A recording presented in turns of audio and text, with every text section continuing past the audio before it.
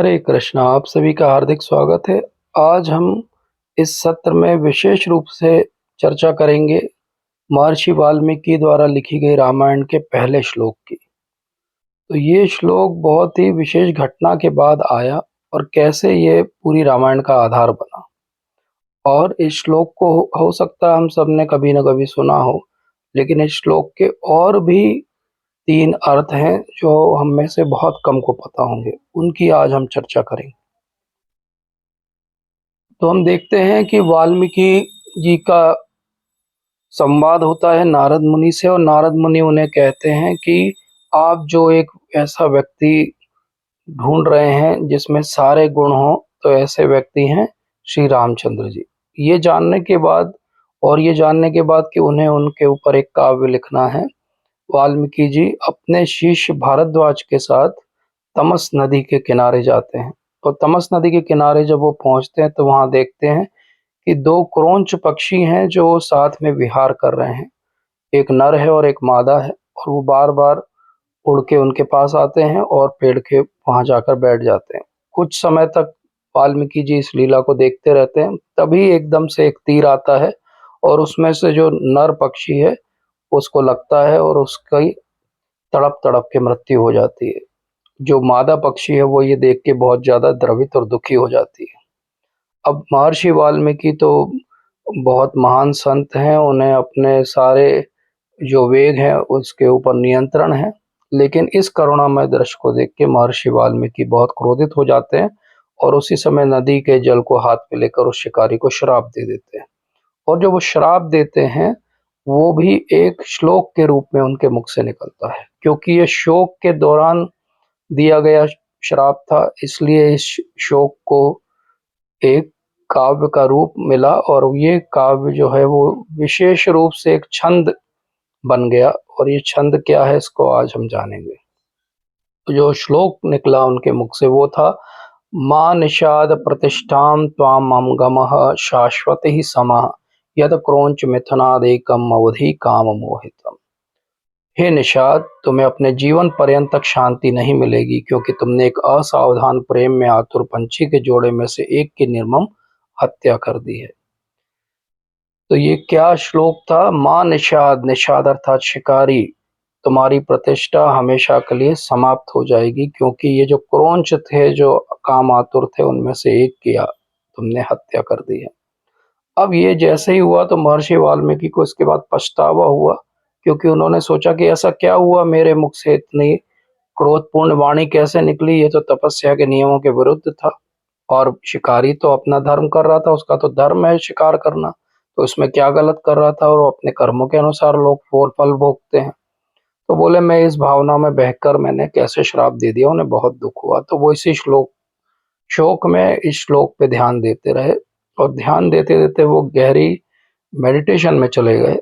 तो जब वो मेडिटेशन में गए तो उन्होंने देखा कि अरे इस श्लोक का एक अर्थ और है, और वो अर्थ उन्हें एक दृश्यमान रूप में सामने दिखाई देने लगा। और वो दृश्य क्या था? वो दृश्य था कि राम और रावण का युद्ध समाप्त हो गया है, रावण का वध हो चुका है, मंदोदरी रावण के शव के पास विलाप कर रही है, और रामचंद्र जी विजयी हो गए हैं। और उस समय ये श्लोक कैसे उनको ध्यान आया वाल्मीकि जी को, और कैसे वो इस दृश्य का कारण बना। माँ निषाद प्रतिष्ठाम त्वम गमा शाश्वती समायत क्रोंच मिथुनादेकम अवधि काम मोहितम। तो बोले माँ निषाद अर्थात माँ अर्थात लक्ष्मी जी। तो लक्ष्मी जी जिनके हृदय में निवास करती हैं हमेशा, ऐसे श्री रामचंद्र जी, उनकी प्रतिष्ठा हमेशा शाश्वत रहेगी। क्यों रहेगी? क्योंकि वो मंदोदरी और रावण जो कि मिथुन या कामातुर थे, उनमें से रावण का भगवान ने वध कर दिया, जो कि काम मोहित था। तो इस प्रकार से वाल्मीकि जी को ये दृश्य दिखाई दिया। फिर उसके बाद उन्होंने और उस पे जब ध्यान लगाया इस श्लोक पे, तो उन्हें एक और दृश्य दिखाई दिया कि किस प्रकार से यत क्रोंच मिथुनादेकम अवधि काम मोहितम। तो बोले यत क्रोंच मिथुनादेकम अर्थात राम और सीता जो हैं वो साथ में विहार कर रहे हैं, और उसी समय रावण जो काम मोहित है, काम मोहितम, वो रावण आता है और क्या करता है, वो सीता माता का अपहरण कर लेता है और इस कारण से मां निषाद प्रतिष्ठाम त्वमाम गमः अशाश्वती समा, अर्थात उसकी प्रतिष्ठा हमेशा हमेशा के लिए रावण की समाप्त हो गई, क्योंकि उसने ऐसा गलत कृत्य किया और वो सीता माता का उसने अपहरण कर लिया। तो ये इसका तीसरा अर्थ निकला। तो इस प्रकार से ये जो श्लोक है ये पूरी रामायण का बीज श्लोक बन गया और सारे जितने भी मुख्य मुख्य घटनाएं हैं रामायण की वो इस श्लोक के आधार पर समझी जा सकती हैं। और हमारे आचार्यगणों ने इसको समझाया, हमने तो उनके केवल आज 3 अर्थ समझे, लेकिन इस श्लोक का एक और गहरा अर्थ है। और वो गहरा अर्थ क्या है? मां निषाद प्रतिष्ठाम तम अंग शाश्वती क्षमा यत क्रौंच मिथुनाधिकम अवधि काम मोहितम, अर्थात कि हम सब लोग जो बद्ध जीव हैं उन्होंने क्या किया है, काम में मोहित होके हमने जो हमारी आत्मा है उसको हमारे मन ने कैप्चर कर लिया है, किडनैप कर लिया है हमारे अंदर। और उस आत्मा का कार्य क्या था? उस आत्मा का कार्य तो भगवान की सेवा में लगना था, लेकिन वो अब क्या कर रही है? वो काम मोहित होकर यहाँ पे भटक रही है और क्या ढूंढ रही है? काम वासना में पूर्ति ढूंढ रही है। लेकिन क्या करना चाहिए था? हमें तो ये सब छोड़ के भगवान की सेवा में लगना चाहिए था। तो ऐसा कब होगा? ये रामचंद्र जी हैं जो ऐसा कर सकते हैं। रामचंद्र जी अपने बाणों से हमारे इस मन जो कि हर जगह भटकता रहता है उसको हटा देंगे और हमारी आत्मा वापस से भगवान की सेवा में लग जाएगी। ये इसका श्लोक का एक और अर्थ है जो हमारे लिए सबसे रेलेवेंट अर्थ है। तो इस प्रकार से हमने देखा कि महर्षि वाल्मीकि इतने महान ऋषि हैं कि वो जब क्रोध भी करते हैं तो उनके मुख से जो निकलता है वो एक ऐसा श्लोक निकलता है और ऐसा छंद निकलता है जिसमें 32 जो हैं वो अक्षर हैं और ये पूरी रामायण के छंद का आधार बनता है।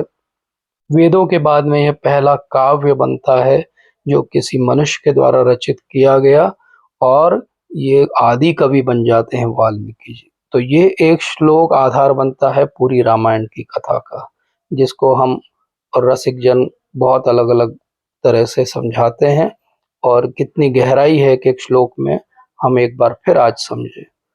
तो आप सभी को रामनवमी की बहुत बहुत बधाई। हरे कृष्णा।